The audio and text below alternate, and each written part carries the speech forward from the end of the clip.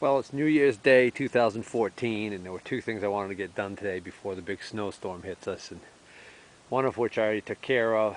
Second of which is I want to get the base, pedestal base of that Sipp drill press down into the basement, because I'm going to need to use the loader to get that down there.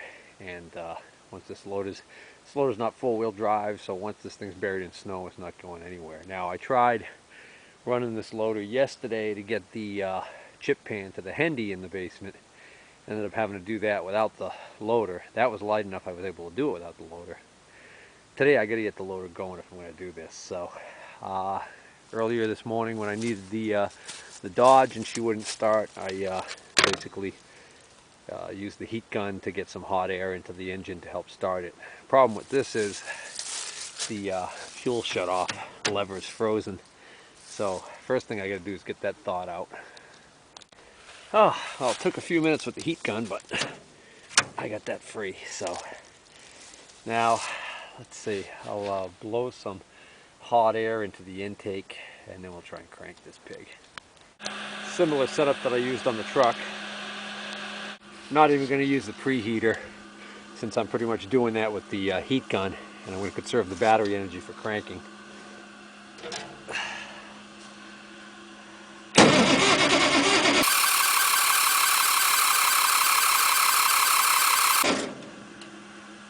Alright,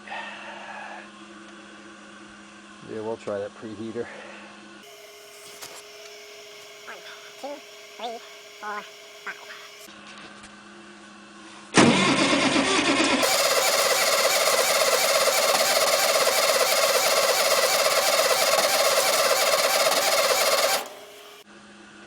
Almost. Hear it trying. Gotta rest that starter. Problem is, as I'm resting the starter, then it's cooling back down again.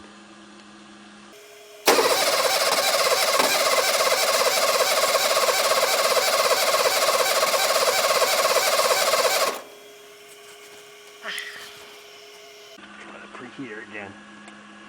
5, 6, 7, 8, 9, 10.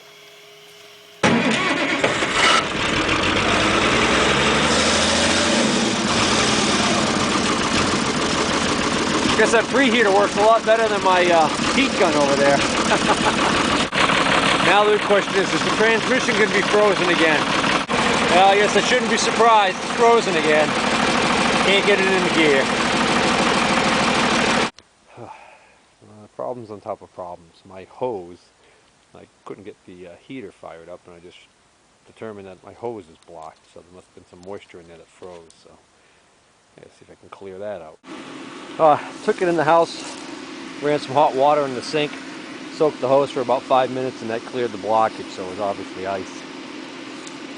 Hopefully there's no ice in the valve here. Started. Good.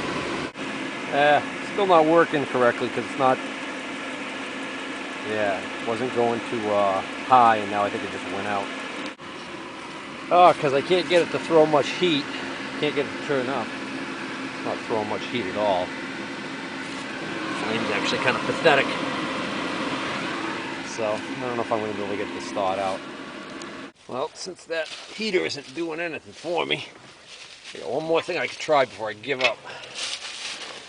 Let's open up the transmission cap right here, the filler cap for the transmission fluid, and take the heat gun here and blow hot air right into there. And as luck would have it, that cap is coming out fairly easily.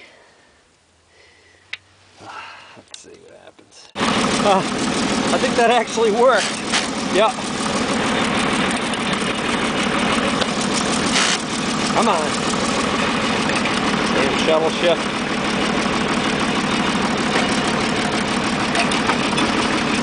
Yep. Now it's in gear. I think it's in gear now, but now I think the brakes are frozen like last time. Oh, I gotta run in just in the nick of time. It's starting to get dark. Alright, here's how I hooked up. Of course, the tempting thing would be to just drop the chain down through here, come up this hole and loop it right here.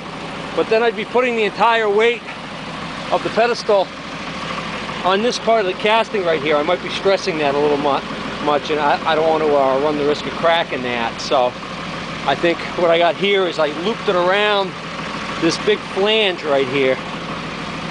That's quite a bit stronger.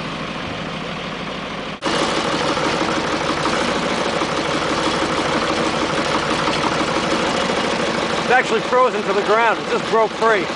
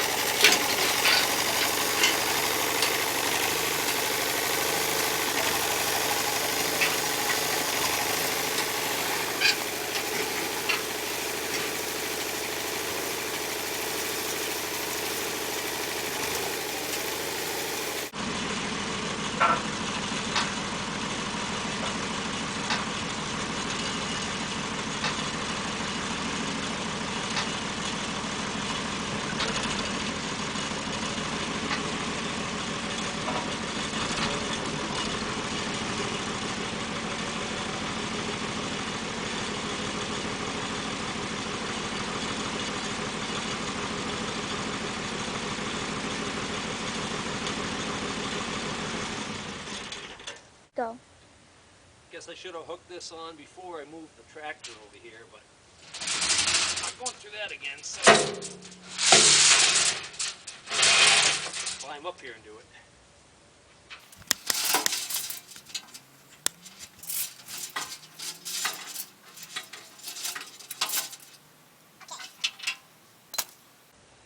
Pause. Okay, camera's dying. This battery's charged, but I think it's just the cold that's having a bad effect on it.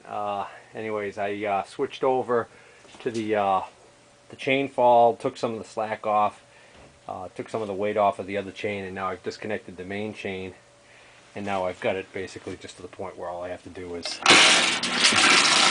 slowly let gravity do its job and get it down near the bottom, and then of course we're going to deal with that whole threshold deal again. Alright, I should be able to do the rest from down here.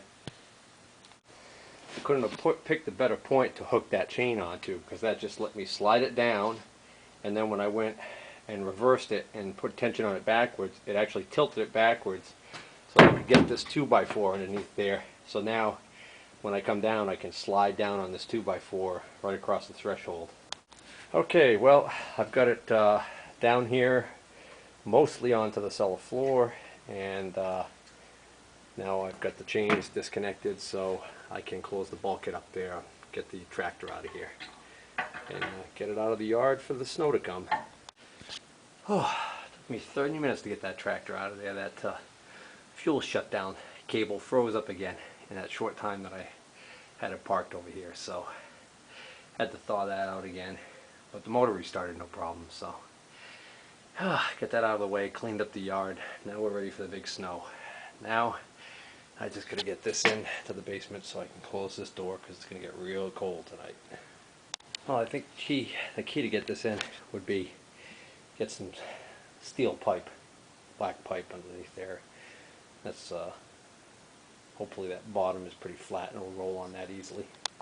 Oh, I lowered it down on the pipe hard, and I think I partially crushed the pipe, so it's not round. It's out of round now, which doesn't help. And then also there are these built-up areas here, pads at the corners, and then there's one there on this side, so that's what it's hung up on right now. I don't know if you can see that, but it's hitting that. So I'm gonna lift it again, kick that back there further. Oh, I tell you what, I do declare, I would say this base of this drill press is as heavy as a milling machine. It kind of reminds me of the Brown and Sharp. Not as hefty as the Brown and Sharp, but I think maybe as heavy as a lighter milling machine. I mean, just look at this table. This table, that is solid steel right there, and that's got to be over 2 inches thick right there. Oh, wait a minute. That's not solid. Yeah, it's concave on the underside. Never mind, I don't know what I'm talking about. This thing's just heavy. Oh, and that, ladies and gentlemen, is pretty much how I spent the better half of my New Year's Day off. I'm going up, having some supper, and relaxing. Thought I was all done, ready to relax. But I come in the house and I gotta build a fire.